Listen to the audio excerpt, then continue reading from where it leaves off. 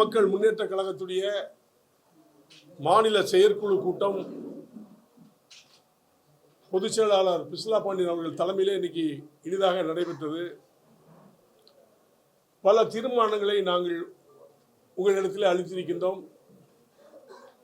தீர்மானத்தில் புதிதாக அமைக்கப்பட்ட தமாக அரசுக்கு தமிழக மக்கள் முன்னேற்ற கழகத்தின் சார்பில் மனப்பூர்வமான வாழ்த்துக்களை நாங்கள் தெரிவித்துக் கொள்கிறோம்.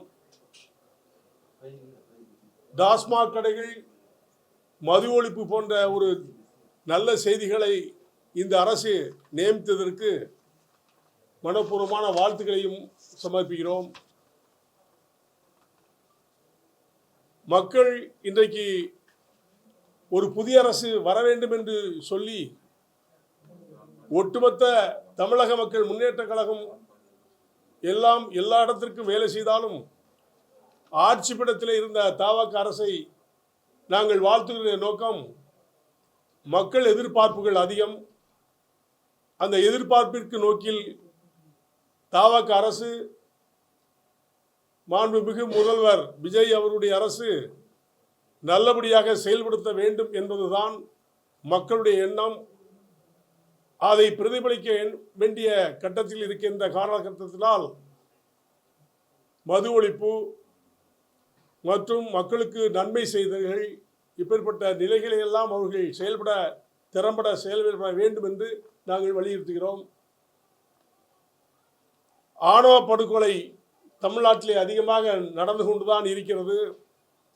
பல கொலைகள், கற்பழிப்பு சம்பவங்கள், கஞ்சா போன்றவைகளெல்லாம் இந்த அரசு வந்து கூட இன்னும் நடைபெற்று கொண்டிருக்கிறது. இந்த அரசு வந்து 1 மாத காலம் ஆகியும் காவல்துறை அவர்கள் இதை கட்டுப்படுத்தவில்லை என்பதை காட்டுகிறது. முதலமைச்சர் அவர்கள் கவனத்தில் கொண்டு அவர்கள் இந்த மாதிரி இழிநிலைகள் தமிழகத்திலே வரக்கூடாது என்பதை கவனத்தில் கொள்ள வேண்டும் என்று தமிழக முன்னேற்ற கழகம் அவர்களை வலியுறுத்துகிறது. இவ்வளவு நாட்களாக நாங்கள் என்டிஏ அரசு அவர்களோடு நல்ல நட்புணர்வோடு கூட்டணி அமைத்தோம். இன்றிலிருந்து தமிழக மக்கள் முன்னேற்ற கழகம் தேசிய ஜனநாயக கூட்டணியிலிருந்து வெளியேறுகிறது என்ற செய்தியை நான் உங்கள் மூலமாக தெரிவித்துக் கொள்கிறேன். நட்பு தொடர்பே தவிர தேசிய ஜனநாயக கூட்டணியிலே தமிழக மக்கள் முன்னேற்ற கழகம் இல்லை என்ற செய்தியை நான் சொல்லிக் கொள்கிறேன்.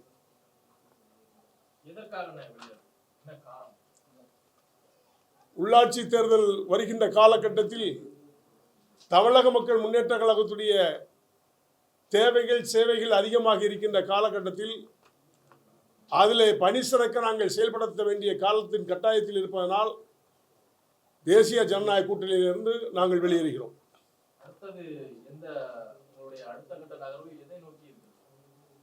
எங்கள் நோக்கம் இப்போ வெளியேறமே தவிர அந்த காலகட்டம், தேர்தல் காலகட்டத்தில் யாரோடு இணைய வேண்டும், யாரோடு பயணிக்க வேண்டும் என்ற செய்தியை பொதுக்குழு கூட்டி முடிவெடுத்து உங்களிடத்தில் தெரியப்படுத்துவோம். வேற காரணம் ஒன்றும் கிடையாது. தேர்தல் என்பதே சந்தர்ப்ப கூட்டம் தானே. கூட்டணி நிரந்தரமான கூட்டணி கிடையாது இல்லையா. நாங்கள் இப்போ என்டிஏ கூட்டணியிலிருந்து வெளியில் போகிறோம், அவ்வளோதான். நட்பு தொடரும், நட்பு இருக்கிறது இல்லைன்னு சொல்ல முடியாது. ஆனால் கூட்டணி என்பது தேர்தல் காலகட்டத்தில் அமைக்கப்படுறது ஒன்றுதான். அந்த தேர்தல் காலகட்டம் முடிஞ்சிட்டு வெளியில் போயிட்டோம், அவ்வளோதான். இப்பதான் நான் ரிலீஸ் பண்றேன், சொல்லல, இப்பதான் சொல்றேன், பத்திரிகை செய்தி மூலமா சொல்றேன்.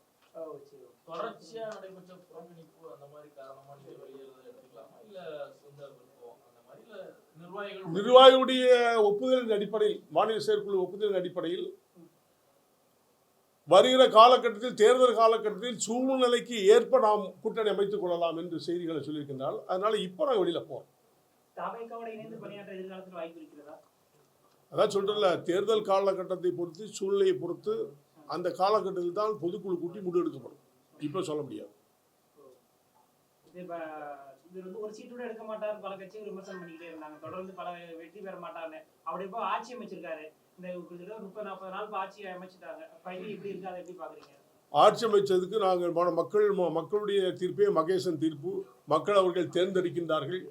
நல்லாட்சி தர வேண்டும் என்று சொல்லி நாங்களும் விரும்புகின்றோம், மக்களும் விரும்புகிறார்கள். 1 மாத காலம்தான் ஆகியிருக்கிறது. அதனால் இப்போ முடிவு சொல்ல முடியாது. இன்னும் காலப்போக்கில் அவர்கள் எப்படி ஆளுகின்றார்கள் என்பதை பார்த்து தான் நாங்கள் முடிவு சொல்ல முடியும். இப்போ தான் பத்திரிகை மூலமாக தெரிவிக்கிறேன். உங்கள் செய்தியாளர்கள் மூலமாக தான் இப்போ முதல்ல தெரிவிக்கிறேன்.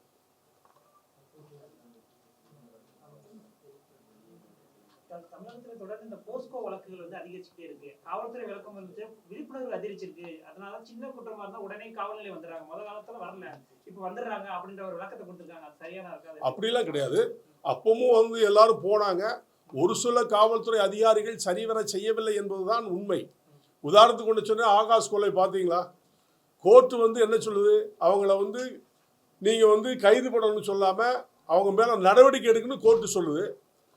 சிபிசிஐடி போட்டுட்டு என்ன பண்ணுறாங்க, உடனடியாக வந்து கைது பண்ணலை, ஒன்றும் பண்ணலை. 100 நாள் போராட்டம் பண்ணி அந்த பாடி எடுத்து கோர்ட்டு மூலமே அடக்கம் பண்ணுறாங்க. அந்த அக்யூஸ்டுகளை ஏன் இது வரைக்கும் கைது பண்ணலை? இந்த அரசு ஏன் அமைதியாக இருக்குது, ஏன் செய்யலை? காரணம், ஒரு தாழ்த்தப்பட்ட சமுதாயத்தை சேர்ந்தவன் என்பதற்காகத்தான் மௌனம் சாதிக்கிறார்கள் என்ற வருத்தம் இருக்கிறது எனக்கு. ஏன்னா சாத்தாங்குளம் கொலையில் அப்பா புள்ள 2 பேரை கொலை செய்து தவறு. அதற்காக உரிய தண்டனையை போலீஸ் காவல்துறை வாங்கி கொடுக்கும் பொழுது இந்த கொலையும் கொடூரமாக அடித்து துன்புறுத்தி கால்கையில முறித்து கொடூரமான கொலை செய்த ஆகாஷ் கொலையை ஏன் இந்த அரசு வந்து கூட அந்த அதிகாரிகள் சஸ்பெண்ட் செய்யலை? எதுக்கு அவங்க மேலே ரிமாண்ட் பண்ணி ஜெயிலுக்கு அனுப்பலை? அப்போது தாழ்த்தப்பட்ட சமுதாயத்தில் பிறந்தான் என்பதற்காக இவர்கள் இந்த தவறு செய்கின்றார்களா என்ற கேள்வி மக்களிடத்திலே இருக்கிறது, எங்களிடத்திலும் இருக்கிறது. ஆகாஷ் என்பவன் தேவேந்திர குல சமுதாயத்தை சார்ந்தவன். அவனை இப்படி கொடுமையாக அடிச்சு கொண்டாங்கிறது கோர்ட்டு சொல்லுது. அது பிறகு வழக்கு பதிவு பண்ணுறீங்க, கைது பண்ணலை. இது என்ன சட்டம்? சட்டம் எல்லாருக்கும் கொண்டு தானே, நீதி எல்லாருக்கும் கொண்டு தானே. ஏன் இன்னும் கைது பண்ணலை? அதனால தான் இந்த மக்கள்லாம் போராடினாங்க. 100 நாள் போராடி கோர்ட்டு மூலமாக அடக்கம் பண்ணுறவங்க அவங்கள கைது பண்ணியிருந்தால் அடக்கம் பண்ணியிருப்பாங்கல்ல. ஏன் கைது பண்ணல காவல்துறை? இந்த அரசியை மௌனம் சாதிக்கிறது என்ற வேதனை மக்களிடத்தில் இருக்குது, எங்களிடத்திலும் இருக்கிறது. அரசு மட்டுமா மௌனம் சாதிக்கிறது? மௌனம் என்பது எல்லாரும் சேர்த்தானே சொல்ல முடியும். அரசு மௌனம் என்பது முதலமைச்சர் தானே காரணம். ஏன் இதை துரித நடவடிக்கை எடுத்து எஸ்பி உடனடியாக அந்த கைது பண்ணலாம்னு சொல்லலாம் இல்லையா? ஏன் சொல்லாமல் இருக்காங்க? அது வருத்தத்துக்குரிய விஷயம்தான். ஒருவேளை அவருடைய பார்வைக்கு இவங்க சொல்லாமல் இருக்காங்க அதிகாரிகள் கூட எடுத்துக்கலாம். ஏன்னா அவர் பார்வைக்கு நிறைய போகிறதில்ல, இருக்கிறவங்க தான் சொல்லிட்டு இருக்காங்க. அவர் முதலமைச்சர் பார்வைக்கு செல்லாமல் கூட காரணமாக இருக்கும், அதிகாரிகள் மறைச்சிக்க வாய்ப்பு இருக்குது.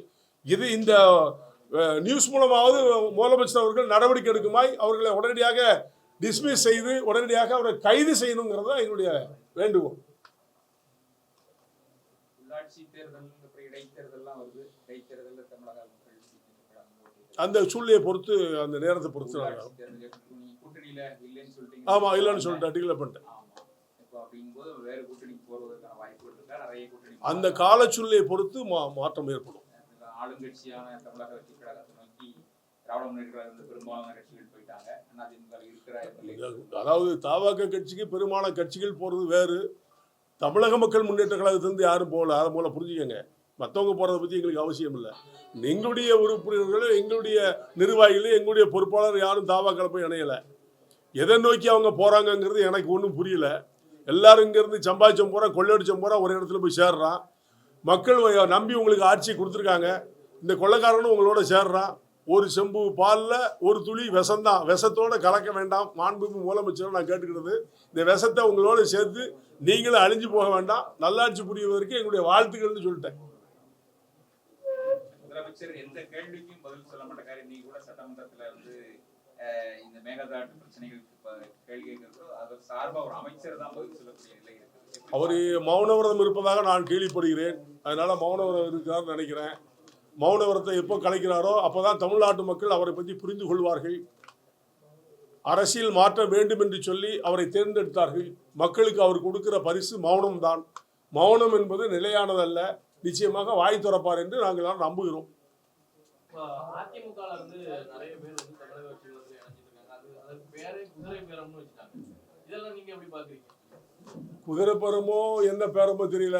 ஆனால் முதல்ல ஒரு 3 பேர் போனது பேரம் தான். அதுக்கப்புறம் பேரம் பேசினாங்களா இல்லையான்னு எனக்கு தெரியாது.